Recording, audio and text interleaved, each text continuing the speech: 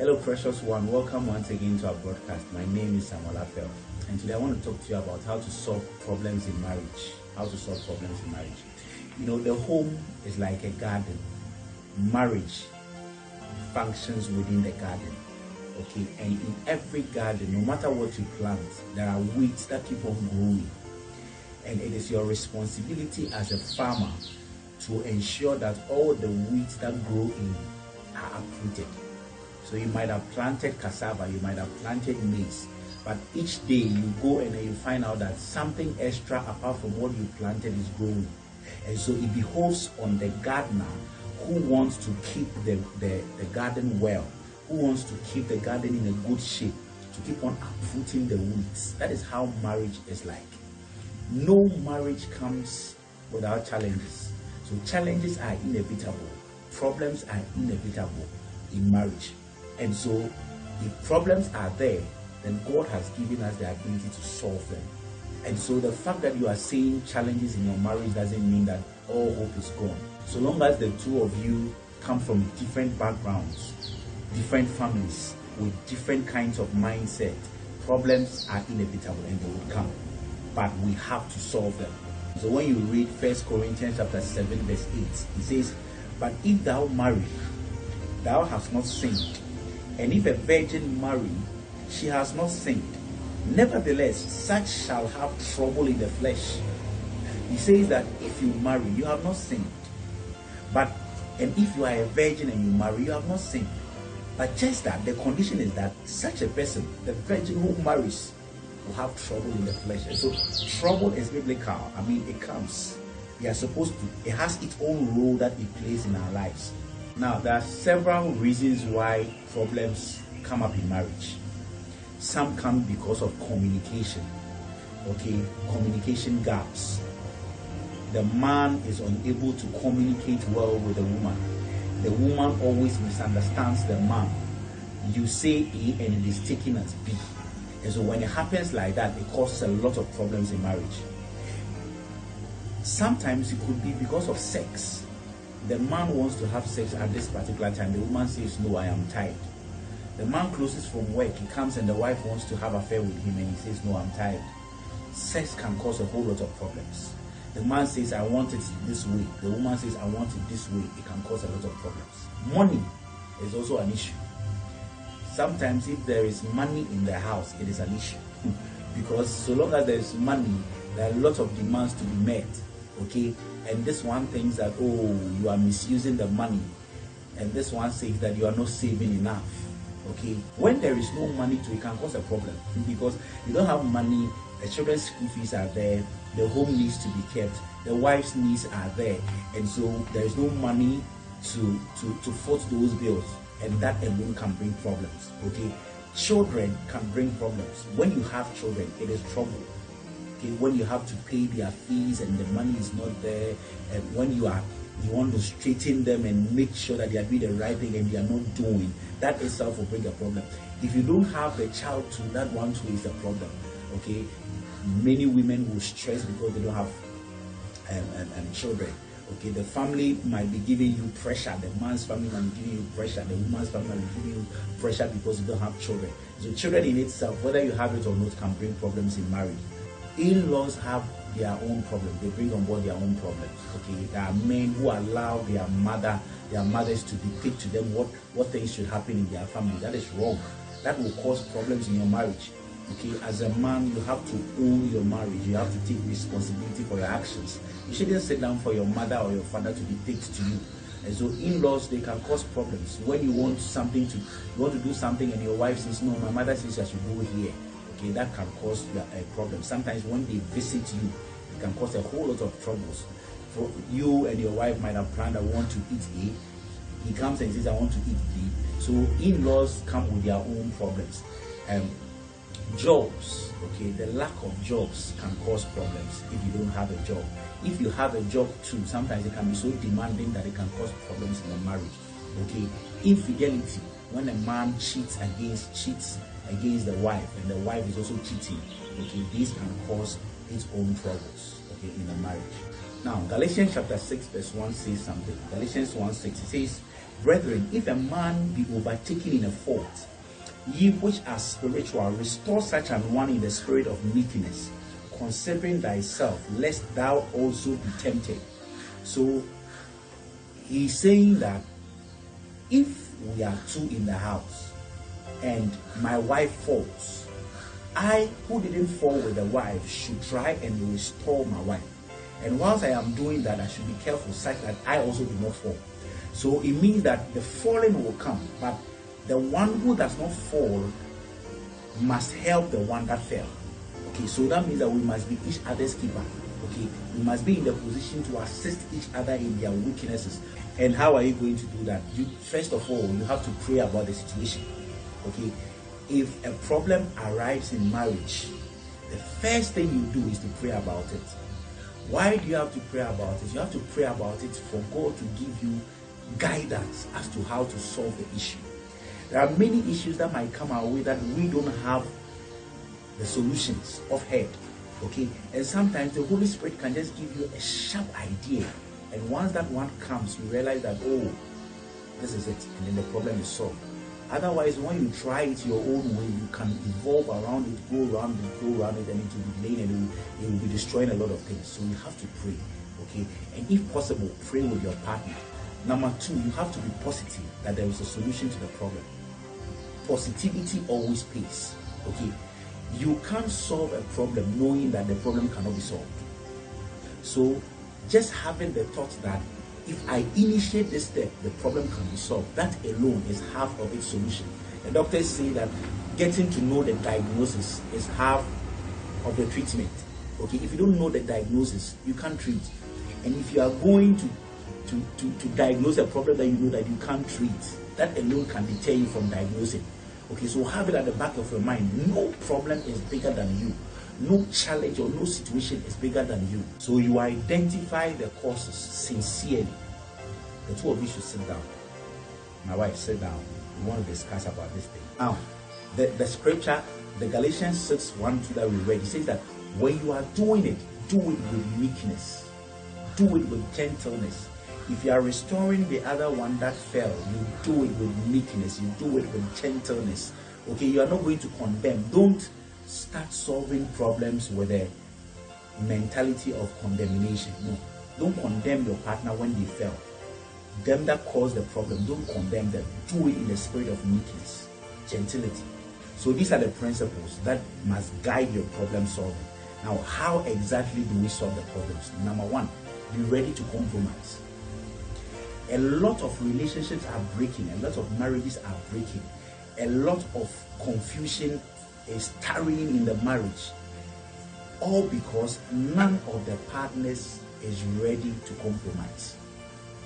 If you are not ready to compromise, there can't be a solution. There is no winner or loser in marriage. The two of you are one. The two of you are one. See yourselves as one. Don't see yourself as always winning. The man always wants to win the argument. The woman always wants to win the argument. That will not work.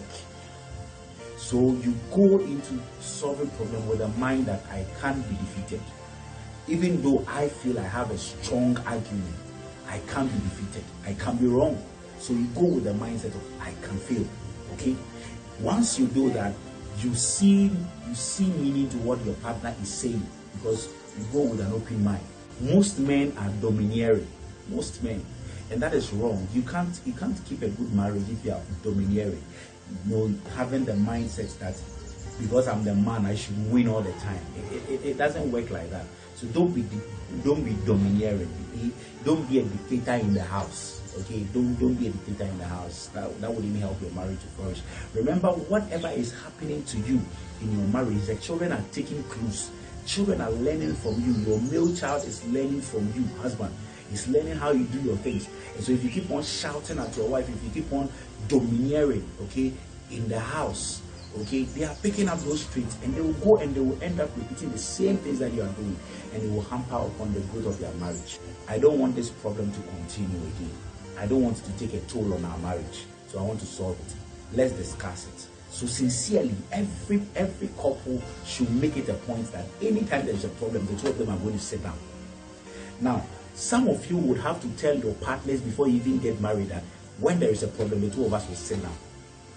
When there is a problem, that is not the time to be at loggerheads with each other. So long as we continue to be at loggerheads in the house, the problem will never be solved. And so before we even marry, we must make a covenant, we must make an agreement amongst each other that anytime there is a problem, the two of us are going to sit down and talk about it.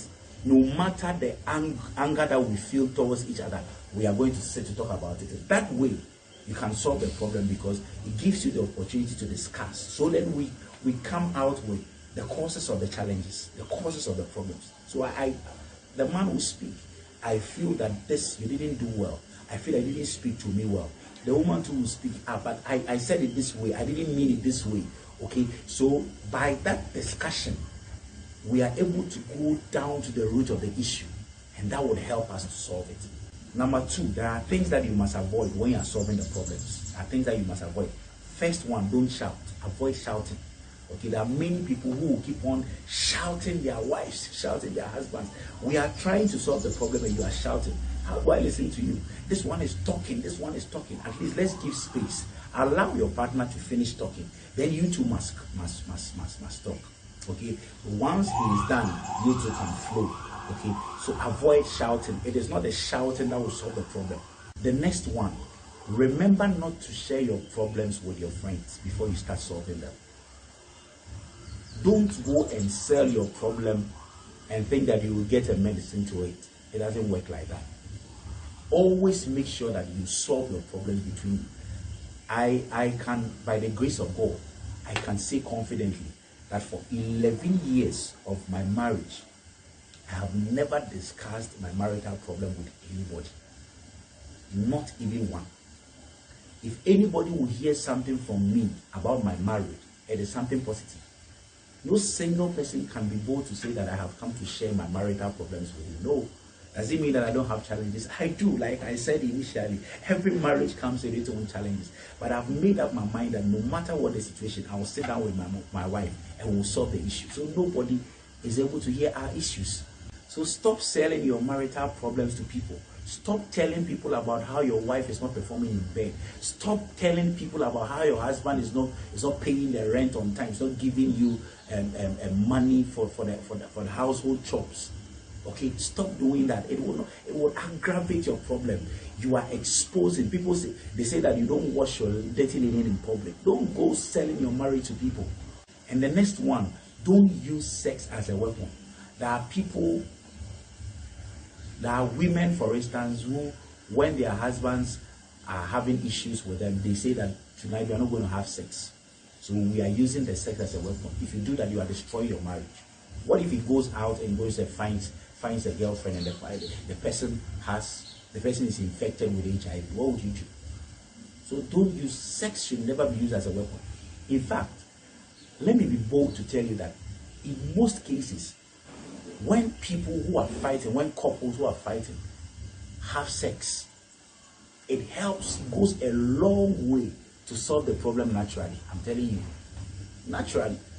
Okay, because the element of sex has something that creates some bonding, some unity, that brings some bonding and some unity between the couple.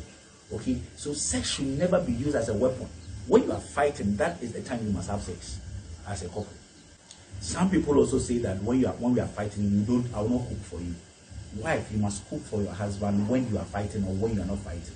Husbands, you must also eat the food when your wife prepares it for you. Whether you are fighting or not, you must eat. I love something. I picked up this thing from my father.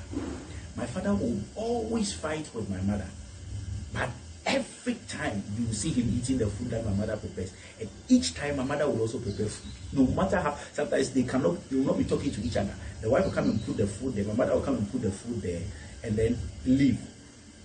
And then go and tell me to go and call my father. I'll go and call my father. My father will come and sit down and eat, and tell me to go and tell my mother that I've finished.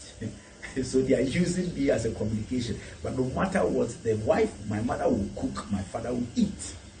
Okay, so never use cooking as a tool, okay, against your partner. And never be using the word like I'll divorce you. If you do, I'll divorce you. Never say that. Don't say that. You don't want divorce. If you needed divorce, you wouldn't have married. The fact that you are married means that you want to make your marriage to work. So stop using the words like I'll divorce you. Don't use such words. If you go to him and ask for his help, I pray for you. I pray that God will help you. No matter the problems that you are facing in your marriage, I pray for grace for you. May God help you and endow you with the wisdom to solve your problems in marriage. God bless you. So be prepared to talk about the issue. Communication is the best way to solve problems. Sit down with your spouse. Talk about the issue. Don't let it tarry. Okay? Don't go to bed and for 2 days, 3 days, you're not talking to your spouse. It doesn't show maturity. It doesn't show maturity. Okay, so sit down and talk about it. And the last thing that I will say is that we must be ready to forgive and say sorry. I am sorry. These 3 words go a long way to solve a lot of problems. Sometimes you must even say sorry when you are not wrong. When you know that you are right, you must even learn to say sorry. Saying sorry calms down pressure. It calms down the tension. Okay? Say sorry to your wife. Say sorry to your husband. Put your hands around the neck and say, I am sorry. Can we move on? Can we put this thing aside and move on?